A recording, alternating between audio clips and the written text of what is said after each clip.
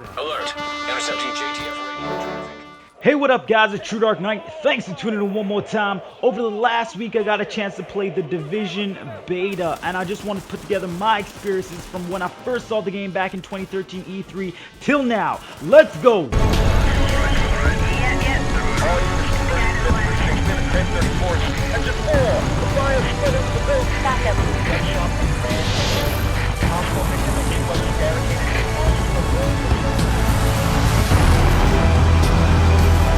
The Division is set in mid-crisis New York, and it's a free-to-roam online multiplayer / RPG game.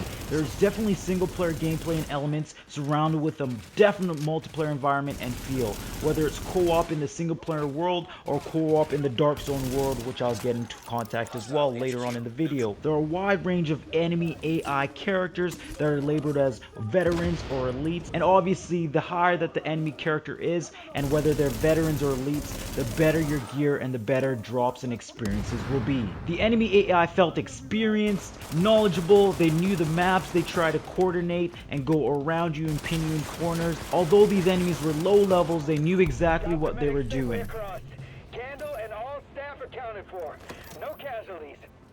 Each weapon in the Division has its own upgrades, whether it's magazines, underbelly muzzles, or reflex huts. Every gun has its own modifications that definitely increase your damage, accuracy, definitely has a real cool feel, especially when you're using everyday weapons. In the single player aspect of the game, there's a central base which is unique to each character and each player in the world. This base allows you to buy gear, modifications, or weapons. And obviously, like most RPG games, the rest of the loot is found outside of these vendors, and they are definitely stronger than the loot that's selling in the vendors. In the Division, there are three main wings: Tech Wing, Security Wing, and the wing that we got to play, which was the Medical Wing.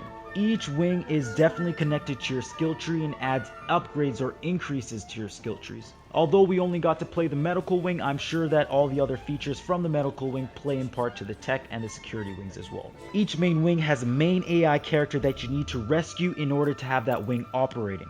The more missions that you do for the specific wing allow you to unlock further advantages or upgrades in your skill tree. For example, if you focus on the medical wing, you're going to increase your healing attributes and your healing powers. This is definitely a unique way of making your skill tree something you care about. In the medical wing, we saw a clinic, pediatric center, decontamination zone, and a quarantine unit. We didn't get a chance to see what those specific units in the medical wing did, but we know they're definitely going to play into your skill tree, obviously giving you advantages and perks down the line. Unlike other RPG games, you definitely need to play the single player portion of this game, whether it's doing missions for your security wing or medical wing. That way you can increase your skill tree and increase your upgrades before heading into the Dark Zone. Which leads us into the Dark Zone. The Dark Zone is a unique way of adding player versus player battles that we're going to see in the Division. The Dark Zone is a separate portion of New York that is unpopulated by civilians, and all its items and loots are contaminated. As you see here, it says entering Dark Zone 1 to 7. So by this, I know that there's going to be higher levels of Dark Zone, which will only add increase to the crazy amounts of characters you'll meet, the devastation that we'll face. In the Dark Zone, enemy AI are stronger, but they definitely drop specific Dark Zone loot that has to be extracted by a helicopter before it can be used. At E3, we heard amazing comms, and that was one of the very first things that got me hooked on this game. I just want you to have a listen for a second. Wow, yep. I'm gonna go in. Okay. I've got my group heal loaded, so if you guys want to check your skills and As you hear, these comms are precise, concise, and clear, and they sound like they're coming from the exact character that you're listening to. As we see here, there's no change in the Division beta, or at least from what I got to play.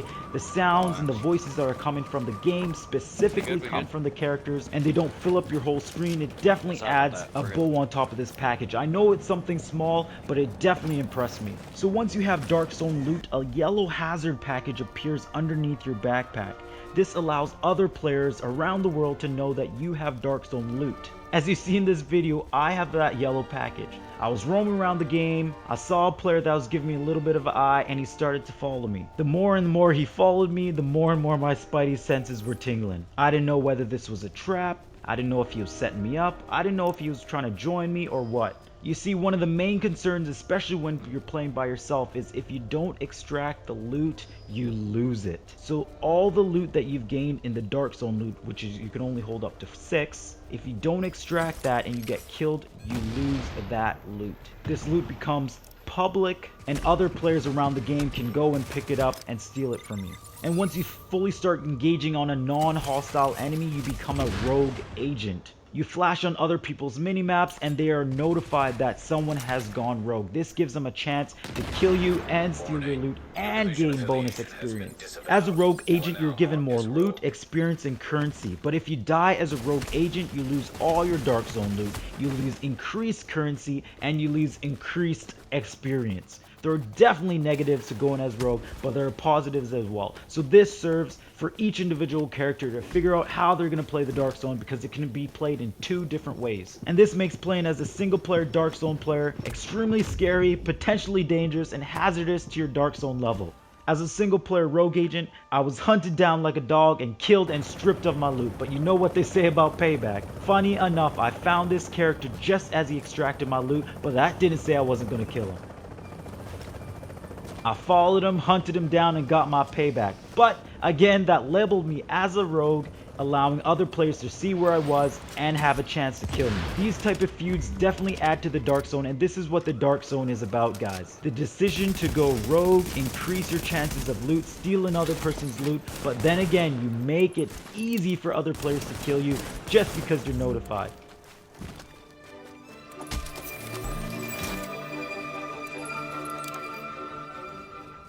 Once you got that loot, you gotta light up a beacon, hold it for a minute and 30, and extract that loot. And only once that loot is on the helicopter, you'll see a notification that says extraction complete, and all those items will go into your stash. No need to worry about dying here because they're gone. Time and time again, I learned every time I went rogue or every time I try to steal somebody's package, no matter if I was single player, I was hunted down. No matter where I went, no matter how far I try to run, hide, or serpentine, and I was not able to get away from him. And as you guys will see, I lost a whole rack of loot as they hunted me down. I think there was a group of 3 or 4 of them hunted me down and stole 6 of my items. All of my items were gone.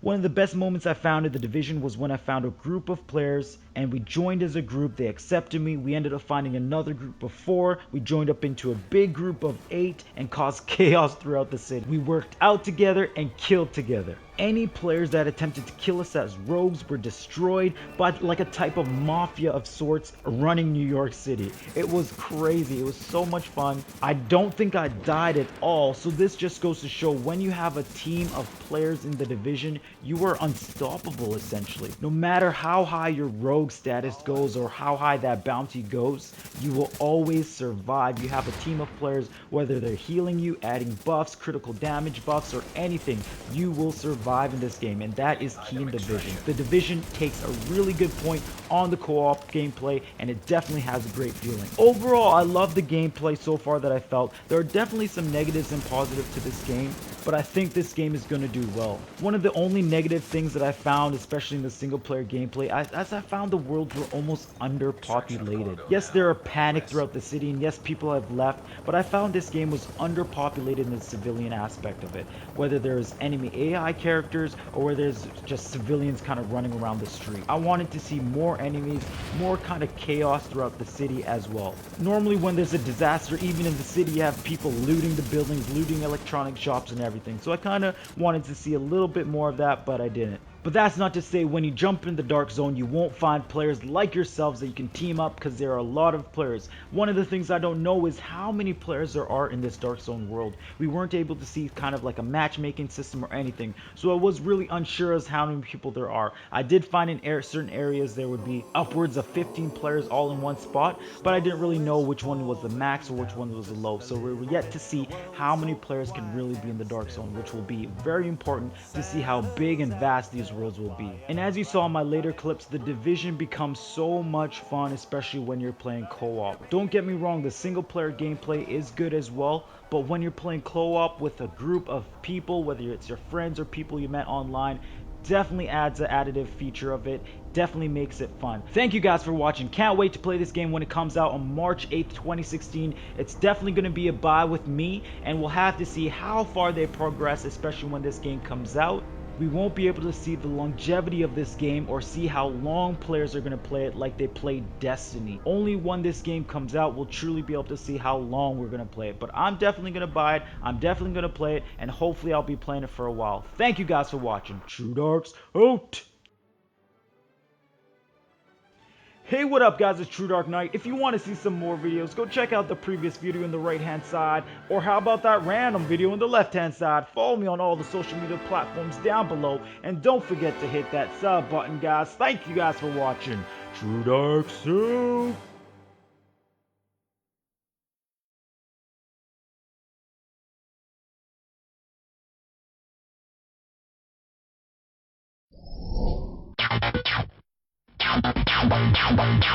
Wow.